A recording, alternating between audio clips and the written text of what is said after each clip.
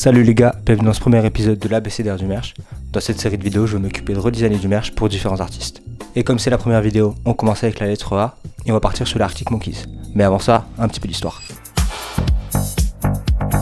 Comme je viens de le dire juste avant, on va partir avec les Arctic Monkeys. C'est un groupe qui est formé en 2002, c'est un groupe anglais qui mélange à la fois du garage rock et du rock indépendant. Ils ont eu un succès assez rapide, notamment avec leur album Whatever People Say I Am, That's What I'm Not, sorti en 2006. Et c'est notamment avec cet album qu'ils sont devenus le groupe le plus vendu de l'histoire au Royaume-Uni. Qui dit succès rapide, dit gestion de la notoriété pas forcément facile, surtout pour Alex Turner, le chanteur principal du groupe. Les médias étaient un petit peu déconcertés à son égard parce qu'en concert c'était une personne avec beaucoup d'énergie, alors que l'interview il était bien plus posé, bien plus calme. Le groupe gère assez bien sa carrière, malgré un changement de sonorité qui plaît pas forcément à toute la fanbase, mais ça leur apporte de nouveaux auditeurs, donc ça s'équilibre plus ou moins. Pour ce premier épisode, j'ai décidé de repartir du coup sur ce premier album, Whatever People Say I Am, That's What I'm Not, et d'en faire une édition vinyle. Niveau chronologie, c'est pas forcément une date importante pour la sortie de l'album, mais il faut bien commencer quelque part. Donc on va partir sur cet album là. Pour la direction artistique, j'aimerais bien du coup partir sur cette cover de Steve Harley et Courtney Rebel. C'est une photo que j'ai trouvée dans un livre, et je trouve que le côté photo de paparazzi, je trouve ça assez impactant, et j'aimerais bien essayer de trouver une photo un peu similaire, mais en la rendant peut-être un peu plus grunge, un peu plus rock, pour coller à l'image des Arctic Monkeys. Ok, donc on se retrouve sur l'ordi. J'aimerais bien avoir des photos de paparazzi prises avec un gros flash, donc quelque chose avec des ombres assez franches, pris vraiment sur le fait, vraiment sur le mouvement. Et je me dis pourquoi pas des images de shooting, donc quelque chose qui sont un peu plus travaillées. Après quelques recherches, je me rends compte qu'en fait avec le groupe, je retrouve pas du tout ce que j'ai envie. Du coup je me dis que je vais essayer uniquement avec Alex Turner, de prendre directement juste une photo de lui et de partir de cette image là pour la retravailler. Là l'image que j'ai trouvée, je trouve qu'elle colle exactement avec ce que j'avais en tête. Vraiment une photo volée par les paparazzi. On se retrouve sur Photoshop, j'importe la photo et direct je fais juste le texte. Donc au début, dans un premier temps, je cherche juste à mettre les éléments avant de choisir vers où je veux aller. Là je suis en train d'appliquer un flou de tracé sur Photoshop, ce qui me permet de gérer un petit peu l'angle du flou, que ce soit pas forcément un flou de mouvement qui aille de gauche à droite ou de droite à gauche.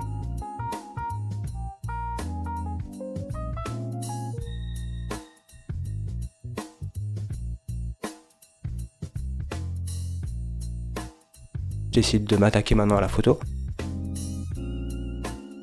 J'aime bien jouer avec la plume calligraphique parce que je trouve que ça apporte un peu plus de texture que juste rajouter du grain. Et souvent le grain, ça fait très faux, ça fait très fake et ça se voit assez rapidement. Avec la plume calligraphique, ici on vient rajouter plus de la texture.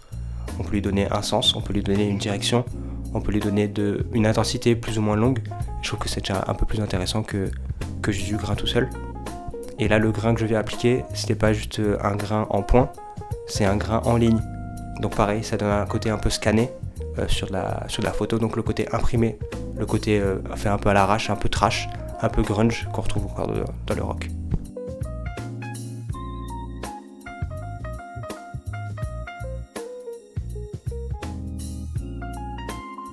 Une fois que j'ai fait ça, je vais appliquer une texture de déplacement qui me permet de déformer un tout petit peu ma photo.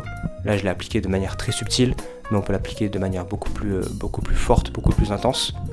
Mais là on perdrait un peu trop en lisibilité. J'ai appliqué une petite courbe de transfert de dégradé pour essayer de rajouter un petit peu de couleur, rehausser un petit peu les blancs parce qu'ils sont vraiment très clairs et adoucir un petit peu les noirs et du coup les transférer un peu plus vers du gris et essayer d'atténuer un petit peu toute cette palette de couleurs. Ok, donc on va s'occuper du titre maintenant. Dans un premier temps, je vais uniquement chercher à mettre une couleur pour qu'il se dégage du fond et pour vraiment faire mon choix typographique. Au final, il n'y a rien qui me parlait plus que la typo de base, donc on va rester sur celle-là et on verra après comment on peut la modifier pour qu'elle soit un peu plus intéressante. Et là, j'utilise l'outil de chez Adobe qui s'appelle Adobe Color ou Adobe Color. Ça permet de sortir des palettes de couleurs assez intéressantes, soit depuis un Xcode déjà prédéfini, donc moi en l'occurrence un code couleur que j'ai déjà sur ma photo, et essayer de trouver des harmonies. Et vous pouvez également extraire des palettes de couleurs en fonction de photos ou en fonction d'un thème particulier. Là il faut que je garde en tête que le groupe n'est pas encore connu, donc il faut qu'il soit lisible assez facilement. Donc c'est pour ça que je décide d'agrandir un petit peu le nom du groupe, les Arctic Monkeys, et de les mettre un petit peu plus grand que ce qu'ils étaient de base.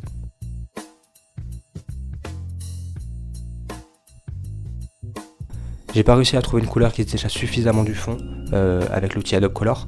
Et du coup, je décide de partir sur un rouge qui lui tranche vraiment pour le coup et qui rend le texte beaucoup plus visible. J'ai ces déplacements assez basiques dans un premier temps et en fait je me rends compte que c'est pas assez impactant. Et du coup, je décide d'ouvrir un nouveau fichier sur Photoshop afin de là m'occuper uniquement du texte. Et du coup, je décide de traiter chaque mot de manière indépendante afin de pouvoir vraiment faire un layout un peu plus intéressant. Partir sur une typo simple avec un layout en ligne, c'est bien, c'est efficace, mais je trouve que ça transmet pas le même message. Et là, on cherche quelque chose de trash, plus grunge, et du coup, j'essaie de partir sur un layout un peu plus artistique et un peu plus travaillé. Voilà, comme on peut le voir, on est sur un layout un peu plus chaotique, et je trouve que ça marche un peu plus avec l'image du groupe. Et là, je décide d'appliquer un peu de texture sur le texte. Donc dans un premier temps, je vais partir sur un effet flou de manière sélective pour pas que tout le texte soit flou mais que ça apparaisse uniquement à certains endroits. Je vais rajouter du bruit également. En jouant avec une courbe de seuil, du coup le grain à l'intérieur de lettres disparaît mais le grain autour se forme de plus en plus. Et là on est plus à la fin parce que le positionnement du texte me paraît cohérent. Je viens appliquer du coup des différentes textures de journaux pour essayer de rendre le truc un peu plus intéressant. Et en jouant avec les effets de fusion, je me rends compte que le côté transparent, je trouve ça assez intéressant. Et je reviens sur la couleur rouge pour le côté assez impactant et assez facile à lire avec le fond qui est actuellement en place.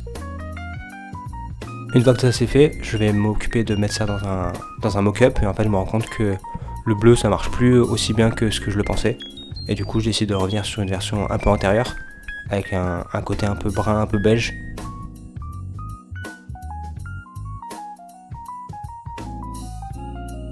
Et une fois que ça c'est fait, je vais m'occuper de la partie ronde au milieu du vinyle et on se retrouve dessus pour le résultat final.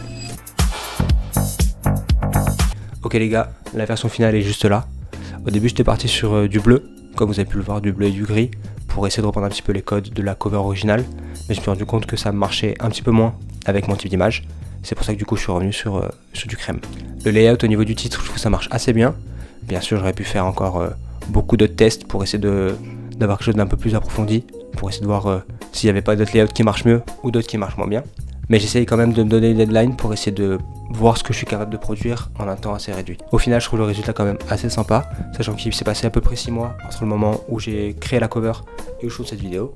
Et je trouve que le résultat est quand même assez intéressant. Surtout, n'hésite pas à me dire ce que tu as pensé de la cover et de la vidéo en commentaire. Si jamais tu as des idées pour la lettre B, c'est pareil, en commentaire. Tu peux t'abonner, tu peux liker, tu peux partager. Tu fais ce que tu veux et moi je te dis à la prochaine. Ciao.